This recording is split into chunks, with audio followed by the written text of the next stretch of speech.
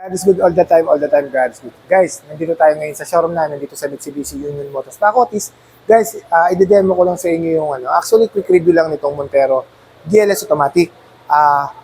Pero bago ko i-demo sa inyo yung exterior and then interior ni Montero GLS Automatic, i-demo ko rin sa inyo yung difference nila ni GLS Automatic sa ni GLX Manual. Ngayon guys, simulan natin sa promo ni GLX Manual. Guys, meron kaming promo ni GLX Manual ngayon guys Based on 20%, zero cash out. Tapos meron siyang 60,000 worth of freebies. Kung anong gusto niyo ilagay dito kay Montero GLX Manual guys. Guys, yung freebies namin guys, in-house yun guys, dito sa loob ng dealer mismo ikakabit. So huwag kayong matatakot na mabovoid yung warranty. Worth 60,000 yung guys, lahat ng gusto niyong freebies guys na gusto ipakabit kay Montero GLX Manual, ikakabit natin. Ayan guys, yun yung promo ni Montero GLX Manual, ulitin ko lang. Promo ni GLX Manual, zero down payment, tapos worth 60,000 freebies ang ikakabit sa unit nyo. Ngayon guys, punta naman tayo sa promo ni GLS Automatic. Si Montero GLS Automatic naman, ang promo niya guys, based on 20%, 50,000 cash out. So 50,000 cash out guys, tapos ang freebies naman na ibibigay ko sa inyo guys, yung uso ngayon, yung Montero Black Series look. Yung lahat, yung papalitan natin, pati yung mugs sa gilid, gagawin natin GT mugs, tapos lahat, gagawin natin itim, pati yung sa roof, gagawin natin na kulay black. Yung yun nga, yung Montero Black Series look. And guys, balikan ko lang ang promo ni Montero GLS Automatic, 50,000 cash out, tapos ang previous niya, yung Black Series look.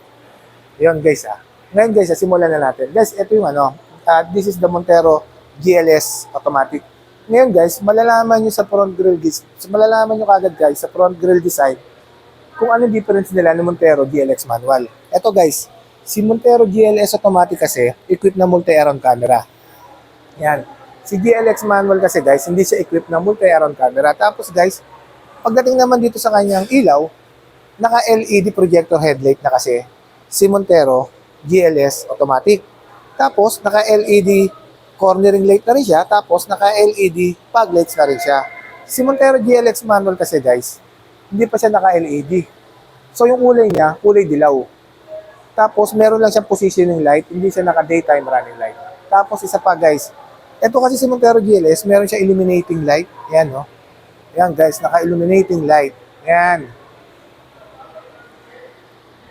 Yan yung mga difference nila guys Yan guys Sa harapan, ang difference ni Montero GLX Manual kay Montero GLS Automatic, si Montero GLS Automatic naka 360 camera, naka illuminating light, tapos naka LED projector headlight and LED fog lights.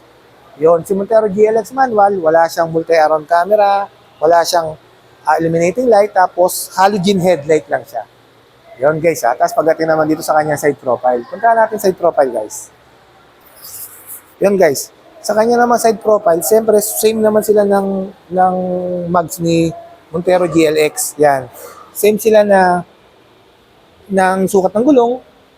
265 by 60 R18 yan. Naka silver alloy wheel sila parehas ni Montero GLX Manual. Tapos guys ang difference din ni Montero GLX Manual, ito kasi si Montero GLS Automatic, naka keyless operating system. Yung meron siyang key fob na susi na kahit nasa bulsa mo lang, nasa bag mo, pipindutin mo lang to, makapasok ka na sa loob. Si Montero GLX Manual, hindi siya keyless operating, hindi siya key fob. Pero syempre, keyless entry din siya, kaso nga lang, yung on and off na susi. Yon. Then guys, pasok tayo sa loob. Tapos guys, syempre, simulan muna natin sa kanyang seat material. Guys, yung seat material kasi ng Montero GLS Automatic, guys, ito, naka-leather seat. Leather seat with heat guard. Tapos guys syempre si Montero GLS Automatic equipped with the push button start. Yan, naka-push button start. Si Montero GLX Manual kasi twist key lang siya. Twist key. Yung sinususi lang dito sa sinususian lang dito sa gilid. Yon, di susi. Tapos syempre, same naman sila ng pagdating dito sa kanyang steering wheel. Siyempre, naka-3-spoke leather wrap din naman si Montero GLX Manual. Tapos, dito sa kaliwa, siyempre, audio control. Tapos, ito yung multi-information display na control. Tapos, sa kanan, yung cruise control. And then, yan, yung hands-free switch na sa cellphone kapag sasagot ka ng cellphone mo with the Bluetooth connectivity. Tapos, guys, same lang din sila ng multi-information display ni Montero GLX Manual. Pareha silang a combination ni analog and then digital. Tapos, siyempre, sa infotainment system guys infotainment system, yan, same din naman sila ng Montero GLX manual. Ganyan din naman yung ano ni Montero GLX manual. Pero guys kasi to si GLS gas, naka dual zone auto climate control to. Yan. Tapos siyempre guys dito one difference naman nila rito kasi ito si GLS gas, equipped na siya ng electronic parking brake with brake auto hold. Yan. Si Montero GLX manual kasi guys, yung conventional pa, yung lever type, yung inihila pataas, yun yung difference nila rito sa loob, sa unahan. Siyempre, si Montero GLX manual, 6-speed manual. Si Montero GLS automatic, 8-speed automatic yan. Yan. With Sportronic mode to guys Pagka just in case na tinatamad kang gusto mo mag-manual, experience yung manual, ito, meron siyang paddle shifter. Ito yung bawas, ito yung dagdag. Yan. Ayan yung paddle shifter niya. Tapos guys, pasok tayo rito sa kanyang second row. Yan.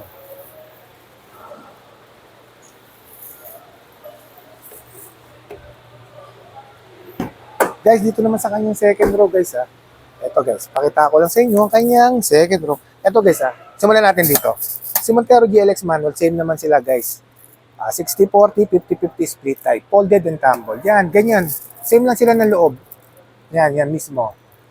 Yun nga lang guys seat material, siyempre si Montero GLX manual, hindi siya naka-leather seat. Ito si GLS, naka-leather seat. Tapos guys, ito pa isang difference nila. Ito guys meron ditong volts na 150 watts. Ito guys yan. Yan yung difference nila ng Montero GLX manual. Si Montero GLS automatic yan. Ito guys, Montero GLS to Guys, pakita ko yung headroom and legroom guys. Headroom, size ko guys 5'11". Napakaluwag Laki po, ilang inch pa ba yan?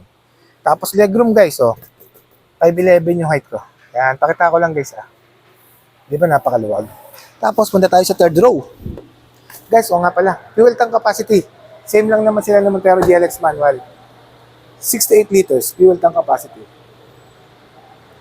Tapos guys pagdating naman dito sa likod guys, siyempre combination ng LED and then bulb type, yung kanilang ilaw sa likod. Tapos siyempre meron siyang back camera. Kasi nga meron siyang multi-around camera. Yan. Yan guys. Yan guys na-discuss ko na yung difference ng exterior and then interior ni Montero GLS automatic and then GLX manual. Ngayon guys balikan ko lang ulit. Guys, ulitin ko lang ulit. Based on 20% guys. Montero GLX manual, based on 20%, zero cash out. Zero cash out, siyempre kasama inclusive na yung 1-year comprehensive insurance, 3 years LTO and shuttle mortgage. Tapos guys pagdating sa freebies guys, 60,000 worth of freebies. Guys, hindi kayo kakabahan na mabovoid yung warranty kasi rito mismo, dyan mismo sa parts namin, dyan mismo nyo bibilin yung freebies na ikakabit dito. Guys yun ang promo namin Guys, pag sa akin kayo kumuha guys, worth 60,000 freebies guys. Lahat ng gusto mo pakabit kay Montero GLX manual, hindi mabovoid yung warranty mo.